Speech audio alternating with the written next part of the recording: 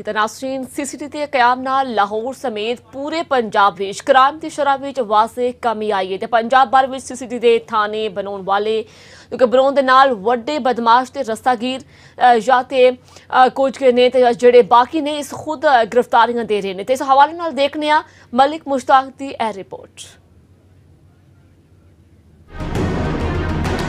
ਵੱਡੇ ਬਦਮਾਸ਼ਾਂ ਨੂੰ ਪੈ ਗਈ ਲਗਾਮ, ਸਕੂਨ ਵਿੱਚ ਆ ਗਏ ਪੰਜਾਬ ਦੇ ਆਵਾਮ। ਸੀਸੀਡੀ ਦੀਆਂ ਬਦਮਾਸ਼ਾਂ ਦੇ ਖਿਲਾਫ ਕਾਰਵਾਈਆਂ ਨੇ ਜੁਰਮ ਦੀ ਸ਼ਰ੍ਹਾ ਘਟਾ ਦਿੱਤੀ। ਨਾਮਵਰ ਬਦਮਾਸ਼ ਹੋਣ ਜਾਂ ਡਕੈਤ ਜਾਂ ਫਿਰ ਆਵਾਮ ਨੂੰ ਲੁੱਟਣ ਵਾਲੇ ਸਭ ਰੂਪੋਸ਼ ਹੋ ਗਏ। ਸ਼ਹਿਰੀਆਂ ਨੇ ਵੀ ਸੀਸੀਡੀ ਦੀ ਕਾਰਵਾਈਆਂ ਤੇ ਸਕੂਨ ਦਾ ਇਜ਼ਹਾਰ ਕੀਤਾ। ਜਿਹੜਾ ਗਰੀਬ ਆਵਾਮ ਨੂੰ ਰਿਲੀਫ ਮਿਲਦਾ ਪਿਆ, ਜਿਹੜਾ ਸਕੂਨ ਮਿਲਦਾ ਪਿਆ, ਉਹ ਪਹਿਲੇ ਇਹ ਚੀਜ਼ ਨਹੀਂ ਕੀਤੀ। ਇਹੋ ਜਿਹੇ एग्जाम होने चाहिए ने, ਇਹੋ ਜਿਹੇ इदारे आगे आने चाहिए ने। स्पीड टाइम को बहुत फर्क पड़ा है और जो बदमाश थे बड़े बड़े लोग वो खुद ब खुद गायब हो गए। बड़े बड़े जेडे सन क्राइम वाले वो तो वैसे ही इन्हें मार देते ने, ते जेडे माड़े मोटे के सोन छुप गए ने गलियां वाले। ते मैं कहना सब तो अच्छा इकदाम है हुकूमत पंजाब दा। सीसीडी ਦੇ ਨਾਲ ਮੁਬੈਨਾ ਮੁਕਾਬਲਿਆਂ ਵਿੱਚ ਕਈ ਜਰਾਇਮ ਪੇਸ਼ਾ ਅਫਰਾਦ ਮਾਰੇ ਜਾ ਚੁੱਕੇ ਨੇ।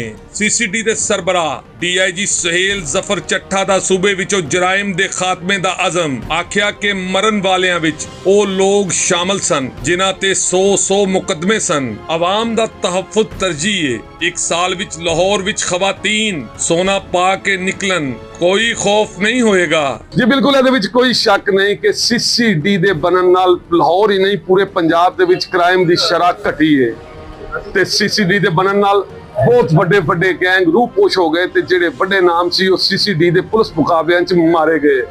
ਇਸੇ ਵਾਸਤੇ ਆਮ ਸ਼ਹਿਰੀਆਂ ਦਾ ਕਹਿਣਾ ਹੈ ਕਿ ਸੀਸੀਡੀ ਬਣਨੀ ਚਾਹੀਦੀ ਵੀ ਸੀ ਤੇ ਉਹਦੀ ਜ਼ਰੂਰਤ ਵੀ ਸੀ ਤਾਂ ਕਿ ਲੋਕੀ ਸਕੂਨ ਦੀ ਜ਼ਿੰਦਗੀ ਜੀ ਸਕਣ। ਕੈਮਰਾਮੈਨ ਅਦਨਾਨ ਰਾਜਪੂਤ ਦੇ ਨਾਲ मलिक मुश्ताक, सन न्यूज़, लाहौर। जी मलिक मुश्ताक, बहुत शुक्रिया।